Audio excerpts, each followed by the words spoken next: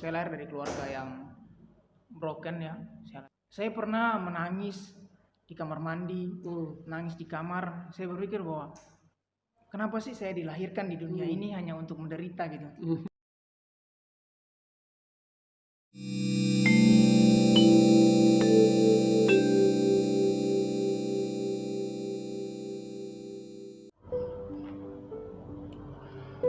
Oke, shalom. Terima kasih sudah klik video ini. Saya Gabriel Barnabas Kawat. Selamat datang di channel Irene Ministry Official. Irene adalah kata dalam bahasa Yunani yang beberapa kali muncul dalam Alkitab Perjanjian Baru. Kata ini dalam bahasa Indonesia adalah damai sejahtera. Kerinduan kami biar melalui video-video di channel ini semakin membuat kita menyadari pentingnya untuk hidup dalam damai sejahtera. Dan saat ini kita ada dalam program Ini Ceritaku. Sudah ada bersama dengan saya seorang anak muda yang sangat luar biasa sekali. Di umurnya yang masih muda, dia sudah memberikan dirinya untuk melayani Tuhan. Sudah memberikan dirinya untuk menjadi seorang hamba Tuhan. Dan tentunya ini adalah ada cerita yang menarik dalam hidupnya yang akan membuat kita semakin sadar pentingnya untuk hidup dalam Yesus Kristus. Karena tidak ada damai sejahtera yang tetap, damai sejahtera yang sejati di luar Yesus. Dan sudah bersama dengan saya orang yang luar biasa ini. Shalom bro. Thank you banget udah hadir di video ini, di channel ini. Dan saya percaya sudah banyak sekali orang yang penasaran tentang wajah di balik masker ini. Tentang wajah di balik masker ini. Dan tentunya dengan cerita dan nama dari bro. Oke bro, silakan bro. Kenalkan dirinya dan bercerita. Oh ya, boleh dong. Kami sudah di swab. Ya, kami udah di swab jadi aman. Shalom teman-teman dan saudara-saudara yang dikasihi Tuhan, ya, bercerita tentang pengalaman hidup dan juga apa yang pernah kita rasakan dan ada di masa lalu. Memanglah bukan kita untuk balik ke masa lalu, tapi kita bisa mengingat sebagai sejarah, sebagai pelajaran ya, supaya kita tidak hidup seperti masa lalu lagi. Nama saya General Royal. Saya lahir dari Ini cewek-cewek kayaknya udah ada yang nunggu nih. Instagramnya apa kak? Instagramnya apa bro? Saya lahir di Manado. Instagramnya belum dari Instagram. Oh ya, Instagram saya General, nanti follow ya. Asik ya. Saya lahir di Manado dan saya lahir dari keluarga yang broken ya. Saya lahir dari keluarga broken.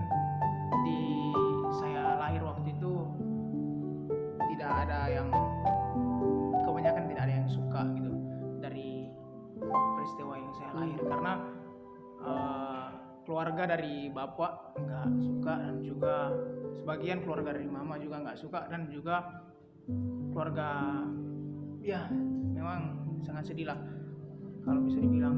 Juga ekonomi yang sangat itu terpurukan juga, karena mengingat pas saya lahir itu juga ada krisis moneter kan waktu itu tahun 98. iya, dan juga masih pengaruh besar di setiap kota-kota besar kan. Dan ketika saya beranjak dewasa, saya memikirkan bahwa Tuhan itu tidak ada. Saya kecewa bahwa pertama saya menaruh harapan gitu. Jadi percaya waktu masih kecil setiap sekolah minggu, dan saya tinggal bukan dengan ibu, dengan mama saya tinggal dengan keluarga mama saya. Jadi mondar mandir gitu keluarga. Jadi saudara dari mama saya itu ada 4 orang dan 3 yang belum berkeluarga.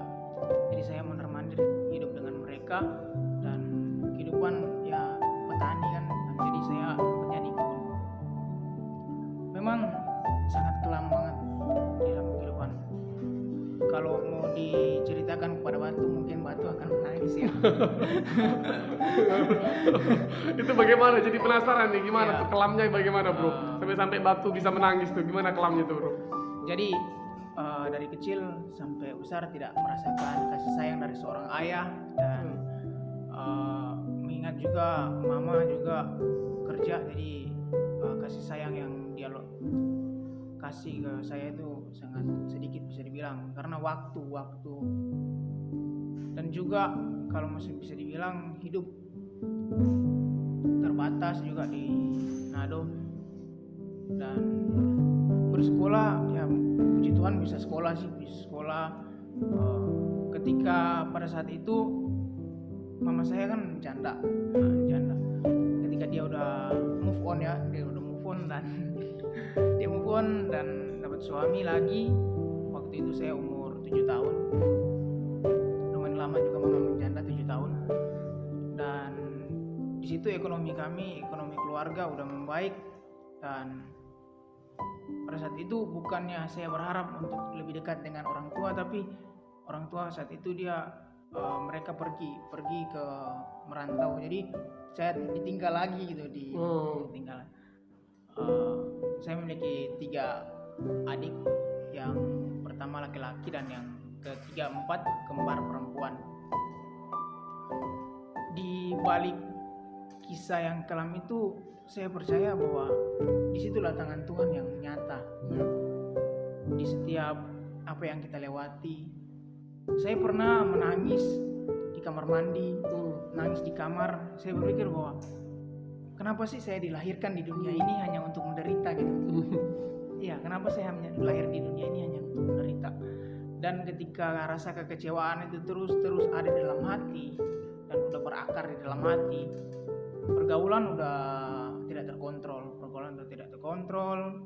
sudah nggak pernah ibadah, dan saya merasakan bahwa Tuhan itu enggak cinta saya gitu pada waktu itu. Pergaulan lebih bebas, dan pada saat udah mau SMP, di situ juga untuk orang-orang yang saya sayang pergi meninggalkan. Ketika bapak tiri saya meninggal yang tadi, yang terus keluarga dekat ada yang meninggal juga yang sayang sama saya, seperti kalau di Manado bilang papa rohani gitu, papa nani ya, meninggal, padahal beliau adalah orang yang paling sayang di kehidupan saya gitu. Setiap dia peduli banget, dan ketika momen itu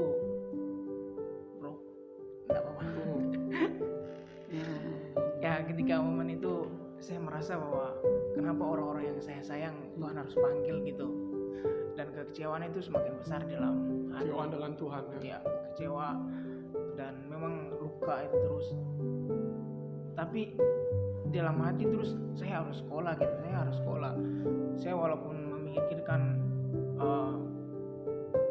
Tuhan walaupun tidak mencintai saya harus sekolah untuk cari masa depan saya gitu. Jadi di sekolah memang ya sangat berat sampai lulus SMA. Saya berpikir bahwa untuk kuliah tapi biaya tidak cukup. Jadi saya ikut kursus di Bitung, di kota Bitung, terus di BLK, Balai Latihan Kerja. Kursus di situ selama 2-3 bulan dan dapat sertifikat, dan saya balik menganggur lagi. Terus udah lulus SMA, pas saya udah menganggur, ada saudara dia panggil kerja di salah satu showroom di Manado, showroom mobil, tempat jual beli mobil, dan saya kerja dari situ. Jadi basic sekolah saya SMA, bukan SMK, bukan otomotif. Saya basicnya SMA, jurusan IPS, terus masuk kursus mebel, teknik bangunan, dan masuk lagi kerja di showroom otomotif. Gak ada nyambung ya? Gak ada yang nyambung. Di situ saya kerja, ya penghasilan udah ada, terus pengalaman, kepercayaan dari bos, terus karena masih kecil dulu banyak sekali ikut mantra-mantra atau apa segala macam. Jadi ketika ada penghasilan gitu pasti balik lagi ke hal-hal yang tidak mengenal Tuhan, dan juga jarang ibadah. Terus ya, orang semakin banyak uang itu, kalau ke manusia secara duniawi semakin banyak uang semakin lupa dengan Tuhan. Jadi lahir di keluarga yang broken, punya orang tua tiri, tapi akhirnya meninggal dan kecewa juga dengan itu.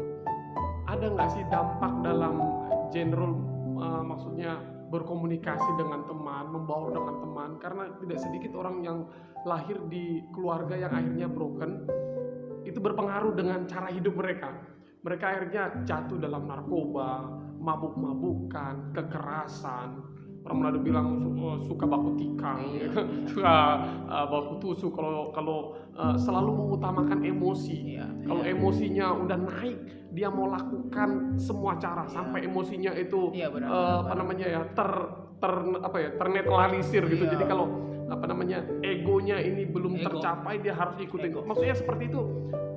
Sempat terjadi nggak sih jatuh dalam dosa mabuk-mabukan, kekerasan karena lahir kecewa dengan Tuhan dan keadaan gitu kan? Ada nggak?